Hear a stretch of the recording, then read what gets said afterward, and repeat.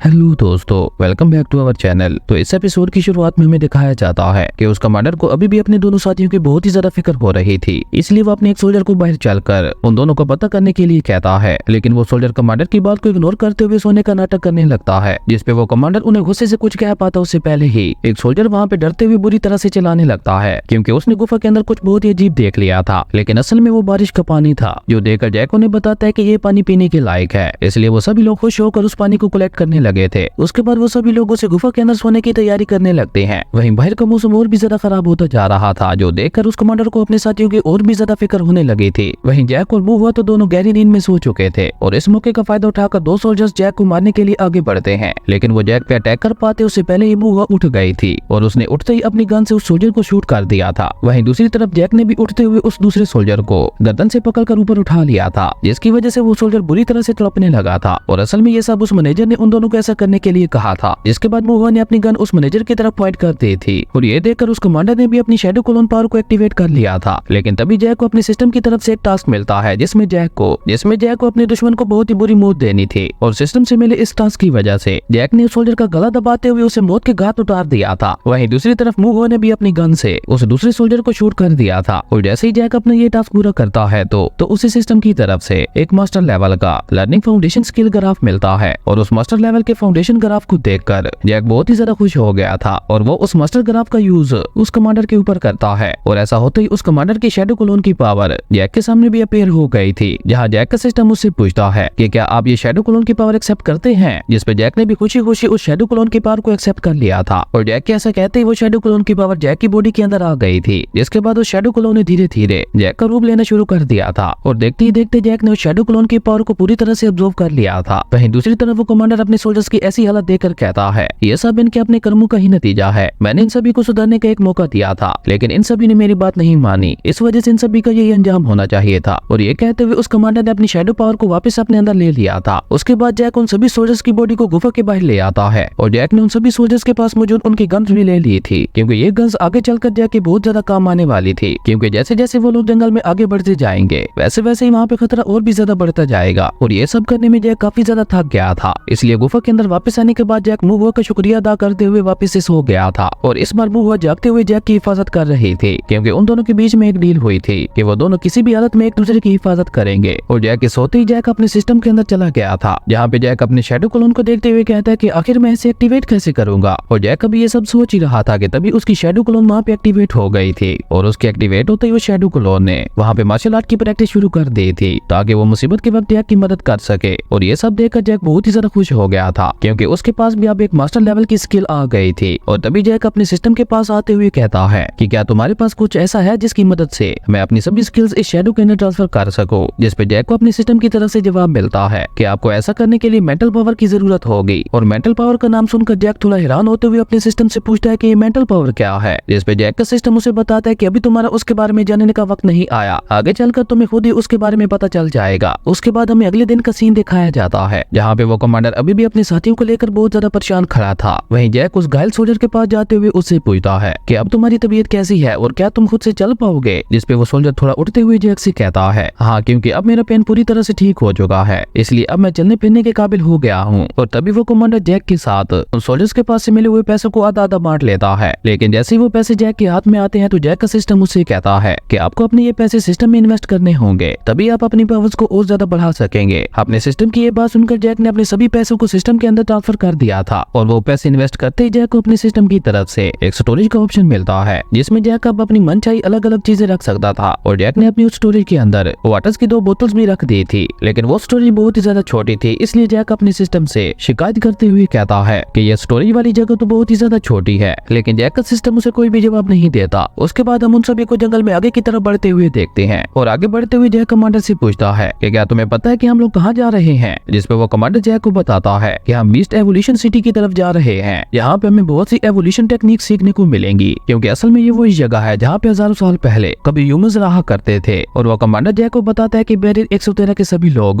उस evolution city में जाना चाहते हैं, लेकिन क्योंकि उस सिटी में जाने के लिए जिंग माउंटेन से होकर गुजरना पड़ता है, तो इसलिए हर कोई ऐसा नहीं कर पाता, क्योंकि जिंग माउंटेन्स के अंदर बहुत ज्यादा खतरा है। और जैसे वो सभी लोग वहाँ से थोड़ा आगे बढ़ते हैं तो उन्हें वहाँ पे एक बहुत ही खतरनाक चीज दिखती है, जिसे देखकर वो सभी लोग बहुत ही ज्यादा डर गए थे। लेकिन जब वो लोग आगे जाकर उस चीज को चेक करते हैं तो असल में वो एक टॉय था जिसे लाखों साल पहले के ह्यूमंस इस्तेमाल किया करते थे, और वो सभी लोग उस टॉय को बहुत ही हैरानगी से देखने लगे थे क्योंकि उनमें से किसी ने भी ऐसी कोई चीज अपनी लाइफ में कभी नहीं देखी थी। और तभी जैक को वहाँ पे एक बॉक्स मिलता है जिसके अंदर एक QR कोड रखा हुआ था, और उसको देखकर तो वो सभी लोग और भी ज्यादा हैरान हो गए थे। और जैसे ही वो कमांडर उस QR कोड को साफ करके देखता है तो कि ये कार्ड पेमेंट के लिए यूज किया जाता था, लेकिन इसका इस्तेमाल कैसे किया जाता था ये अभी भी उनमें से किसी को भी समझ नहीं आ रही थी। इसलिए वो कमांडर उस QR कोड को अपने पास रख के उसे इग्नोर करते हुए वहाँ से आगे बढ़ने लगा था। लेकिन जैक तो वहाँ से आगे बढ़ते हुए अभी भी उसी QR कोड के बारे में ही सोच रहा था, और वो सोचते हुए अपने मन में कहता है मुझे लगता है जरूर इस चीज का ताल्लुक एवोल्यूशन मिस्ट्री से है। और तभी वो मैनेजर अपने कमांडर से पूछता है कि क्या मैं इस चीज को अपने साथ ले जा सकता हूँ, क्योंकि उस मैनेजर को वो टॉय बहुत ही ज्यादा पसंद आया था, जिसपे वो कमांडर भी इसके लिए मान गया था। जिसके बाद वो सभी दोबारा वहाँ से आगे बढ़ने लगे थे, और इसी के साथ हमारा ये अमेजिंग एपिसोड यहीं पे खत्म हो गया था। दोस्तों अब ये सीरीज और भी ज्यादा इंटरेस्टिंग होती जा रही है, और इसका नेक्स्ट एपिसोड बहुत ही ज्यादा अमेजिंग होने वाला है, जिसकी एक्सप्लेनेशन मैं जल्दी आपके लिए लेकर आऊंगा। अगर आपको ये वीडियो अच्छी लगी तो लाइक कर दें, और अगर चैनल पे नए आए हो तो सब्सक्राइब करते जाना। तो मिलते हैं एक न्यू वीडियो में, तब तक के लिए बाय।